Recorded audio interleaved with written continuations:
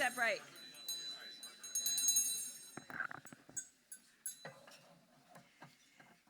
Good morning. I'm Amity Schlaze from the Coolidge Foundation, and I shall start with a quotation from Calvin Coolidge. "We need more of the office desk and less of the show window in politics. Let men in office substitute the midnight oil for the limelight.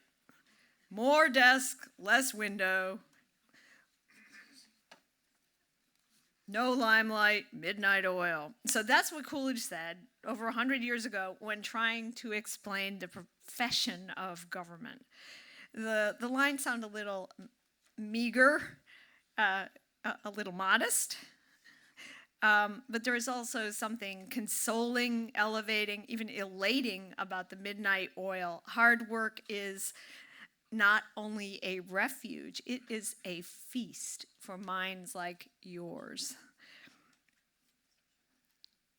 That's why, to mark the centennial of the Coolidge presidency, we have prepared a veritable feast of policy for our audience.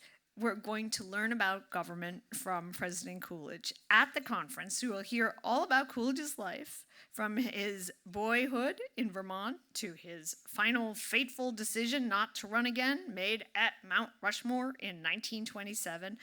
We'll also, of course, discuss the Coolidge Project, the Coolidge legacy, and his relevance for politics today. Joining the Coolidge Foundation in laying out this feast for you, and I'm not talking about the breakfast, I'm talking about the intellectual feast, are a number of key parties. I'd like to mention the major sponsors. Hold your applause till the end, but I'm going to say Ashbrook first because it starts with A. Wave your arms, Ashbrook. There they are, from Ohio. Vlad and Ann Chorich, the Lyndon Harry Bradley Foundation, Mike and Lindsay Kaiser, Dave and Connie Coolidge, John W. Childs, Betty and John Allison, Beth and Ravenel Curry, University of South Dakota, Phi Gamma Delta, the National Right to Work Group, and many others.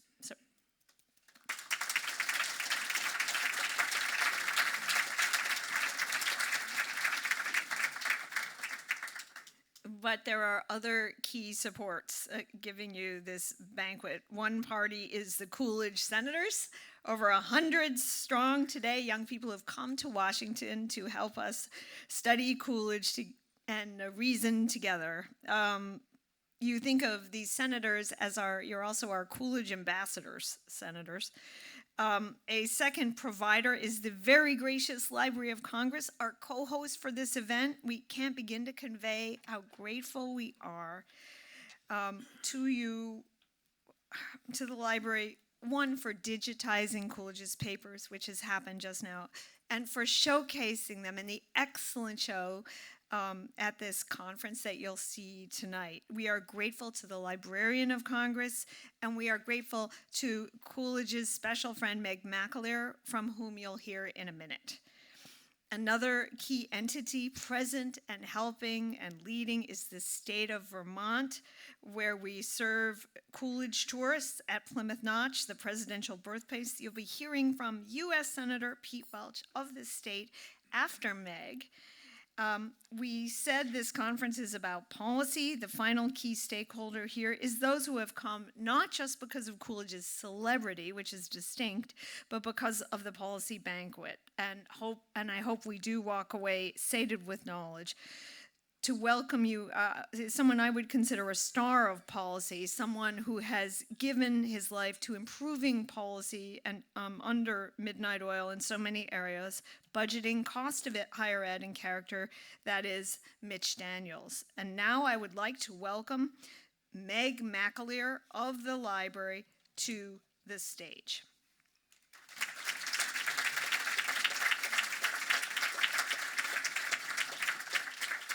Hi, good morning, and an official welcome to the Library of Congress, the world's largest library. We always have to have that tagline. My name is Meg McAleer, and I'm an historical specialist here at the library, and one of the absolute honors of my position is having curatorial responsibility over the Calvin Coolidge Presidential Collection, which begs a question. The library, as you know, has lots and lots of books, 51 million catalog books to be precise. But did you know that the library collects and preserves a lot more than books? We have entire reading rooms for newspapers, another one for photographs and printed graphics, for music and performing arts, rare books and special collections, movies, sound recordings, folk life, veterans history, and maps, and so much more. So many of these collections are available online, so you don't actually need to come to one of our reading rooms. We invite you to explore them at loc.gov. So in my part of the library, which is the manuscript division, we collect and preserve unpublished primary sources such as letters, diaries, scrapbooks, photographs, drawings, historical treatises, reports, creative fiction, poetry, and so much more that document 400 years of United States history. So how many of you, okay, there are a lot of students here, how many of you have used primary sources in your studies? Awesome, awesome. Your schools are doing right. So I hope you have discovered that these sources have such strong, powerful, first-person narratives that allow us to enter into the experiences and mindsets of Americans in the most intimate, complex, and nuanced way. Our collections in the manuscript division, 12,000 of them, produce a 360-degree perspective on the American experience. So many of our collections are the papers of people you're studying in school. You will recognize the names immediately. But we also have other collections, people whose names you're never going to encounter in textbooks, and they're full of surprises. But among the names you do know are the names of 23 United States presidents whose papers we have, from George Washington to Calvin Coolidge, man of the hour. All of these collections, each of them, are digitized and available online, and we invite you to come and explore them. And I should explain that few people know that we are the largest presidential library, and that is because we are older than the National Archives, which wasn't formed until 1934, 5 years after President Coolidge left the White House. So what's fun about our presidential collections is that many of them have very personal family papers included with their official records as president. And they give us a really deep sense of the president's humanity. You will not be surprised when I tell you that Calvin Coolidge did not make himself the subject of his collection. After all, this is the man who wrote in his biography that it is a great advantage to the president and a major source of safety to the country for him to know that he is not a great man. But what President Coolidge did donate to the Library of Congress and to you, the American people, are his White House executive office files that document the work and accomplishments of his administration through correspondence with cabinet secretaries, national and world civic and business leaders, and the American public.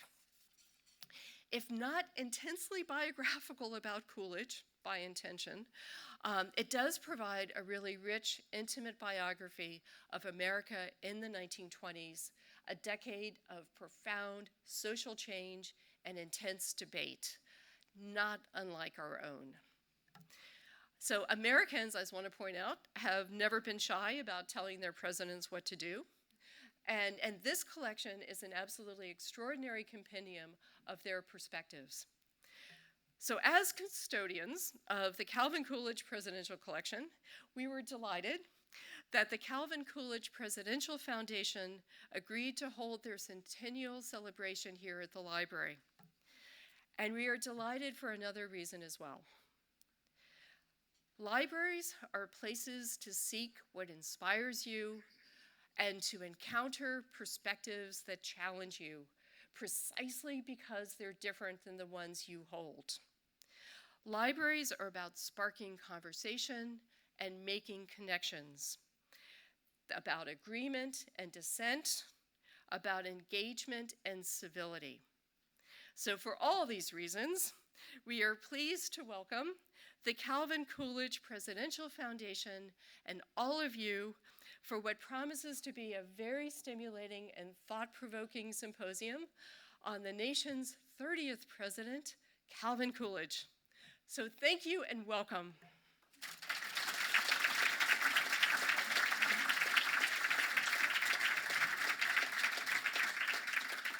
And now I have the honor of inviting Senator Welch to the stage.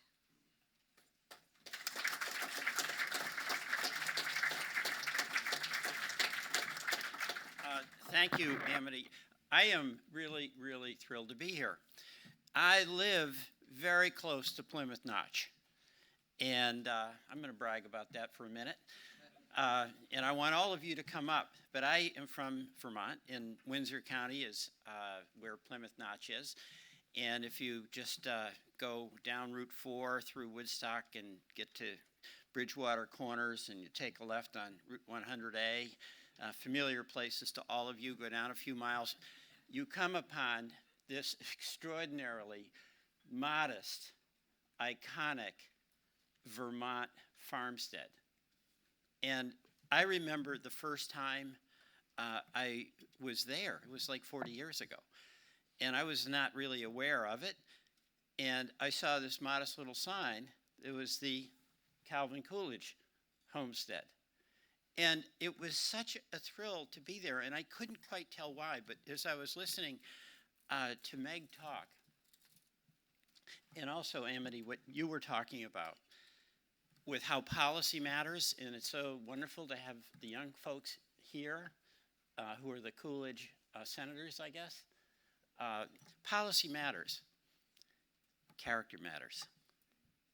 And the gravitational pull that we have in Vermont to the memory of Calvin Coolidge is that character matters.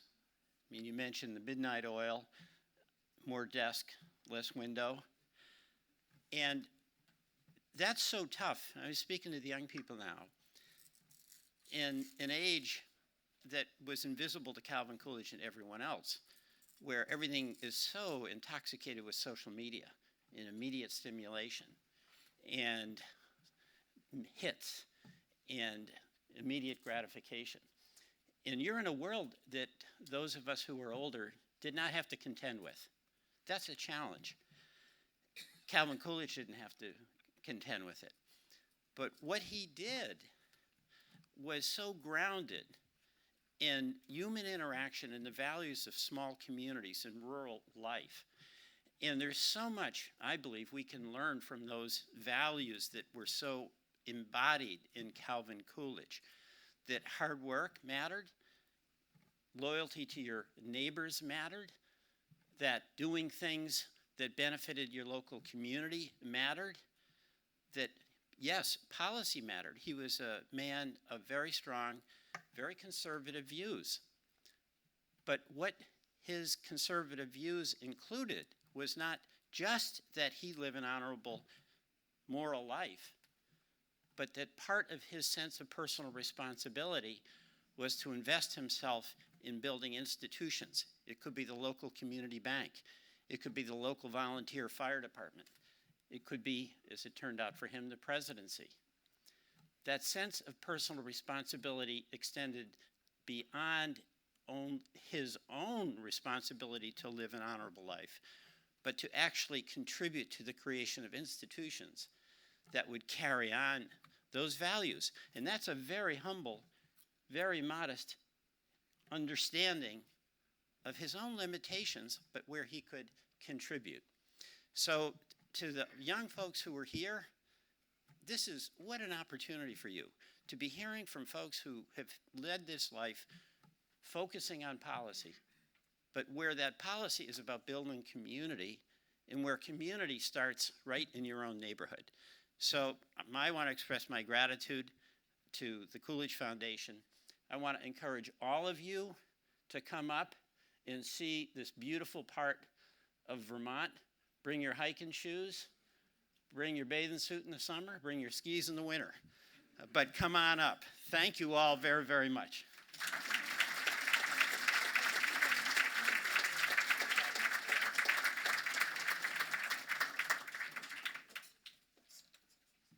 And now I would like to invite Governor Daniels to the stage.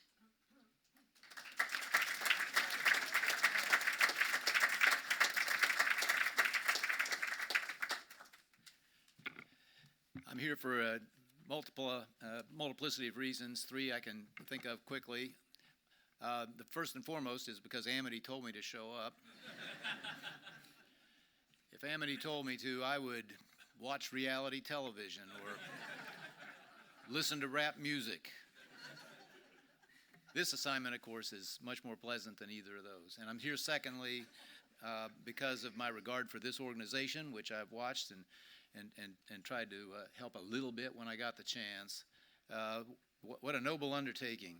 And so to those of you who have organized it, those of you who have helped support it and fund it, particularly to the young people who have chosen to participate in it, congratulations and many thanks. I don't know of a more important, at this time in our national life, pursuit you could have devoted yourself to. Although I'm mindful and grateful to everyone present, my thoughts and I suspect the thrust of these brief remarks will be aimed at the young people who are here and who are the ultimate end of this wonderful undertaking that Amity has conceived and touched off. The countercultural movements almost always start with the young. And yet, as I was trying to think ahead to today, I just kept coming back and back to the thought that there is no more countercultural figure in our history at this moment, which the senator just very well described, than Calvin Coolidge. He was very misunderstood. In fact, he was misunderstood because he was misrepresented often by historians who wanted to discredit the policies that he had championed, who thought the nation needed to pursue a more statist approach to its national affairs. So his taciturnity was misread often as humorlessness and so forth, weaned on a pickle and lines like that.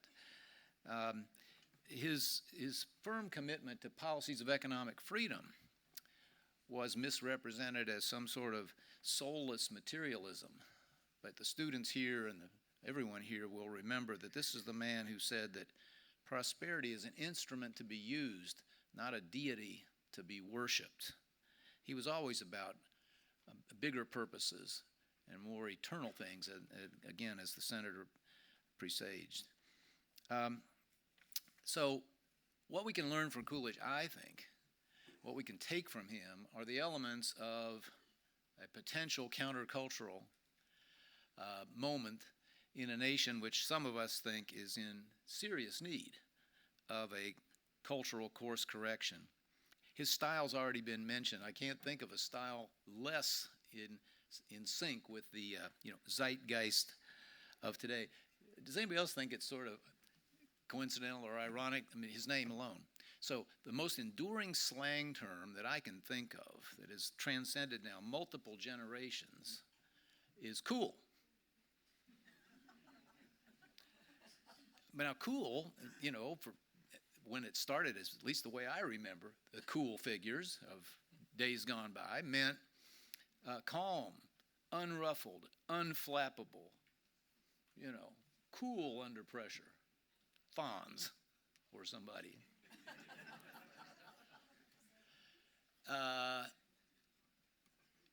Calvin Coolidge was cool before cool was cool. But that's not the age we live in. Again, the senator talked about today. Our most celebrated figures they're celebrated often for their arrogance and their this new word, their performative characteristics. You know, for now at least, we live in a look at me, hot dog, dance in the end zone world. How very, very different from Calvin Coolidge and his modesty, his humility, which I know is going to come up over and over during these days, was more than simply personal virtue. He understood that humility is essential to wisdom. The person who knows that she or he doesn't know it all is more likely to learn and to gain and to grow and to expand. He knew that humility was essential to the protection of freedom, that those to whom high office is entrusted need to understand, need to have absorbed throughout their lives that they are not either entitled or capable of telling their fellow human beings how to live, dictating the course of their lives and the decisions important to them. His fiscal policy, which is there and easily quantifiable also, was grounded in a virtue, in a sense of stewardship, that when one is entrusted as steward to the policy, to the resources, the funds of others, that's a solemn duty. Imagine, just to take one example, how he would react given this whole complex of virtues and principles, to the notion that we should cancel the debt of people by the hundreds of billions of dollars who freely incurred those obligations in order to pursue what they hoped would be a useful and higher education. He would be appalled at the ethical aspects of this, the unfairness of rewarding the people who don't need it at the expense, or at least the eventual expense of those less fortunate. He would have, of course, been horrified at the unconstitutionality of an executive branch arrogating to itself the ability to spend hundreds of billions of dollars at the stroke of a pen, when the first article of the Constitution plants that responsibility plainly, firmly, unambiguously in the legislative branch. He would have been deeply troubled by the moral implications of encouraging people to, not just those currently rewarded, but those in the future, to walk away from obligations they had undertaken, however wise or unwise those were. And of course, he would have been uncomprehending of a government which already has run up unimaginable bills,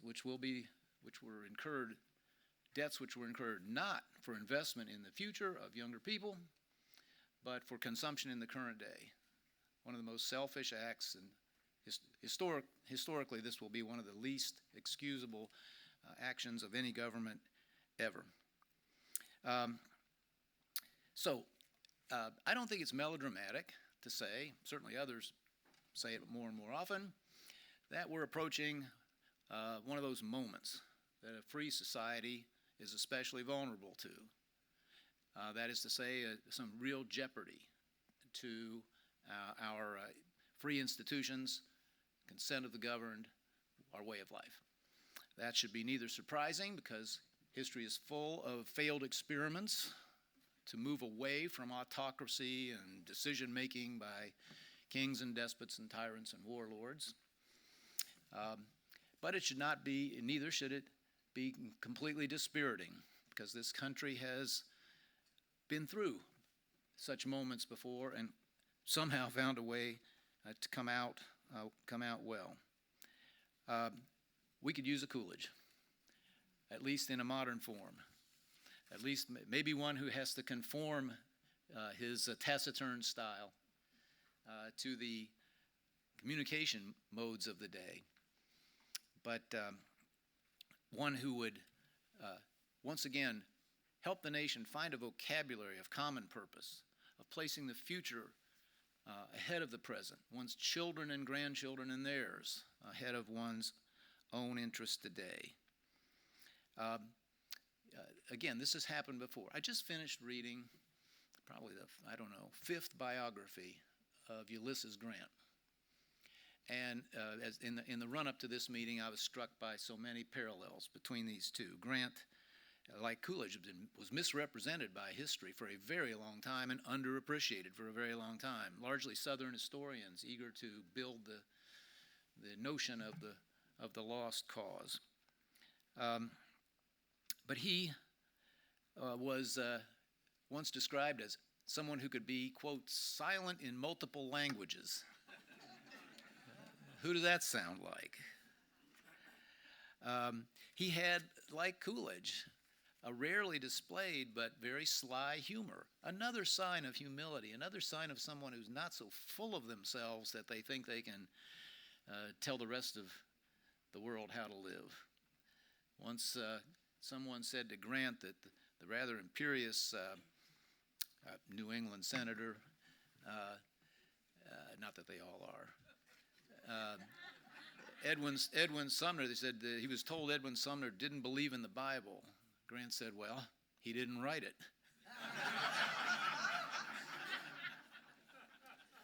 He was fiscally strict. He put this nation back on the gold standard after the greenback era of the Civil War. My favorite description, and one that I thought was not a bad model for those who would pursue public responsibilities, was said of Grant could just as easily have been said of Coolidge.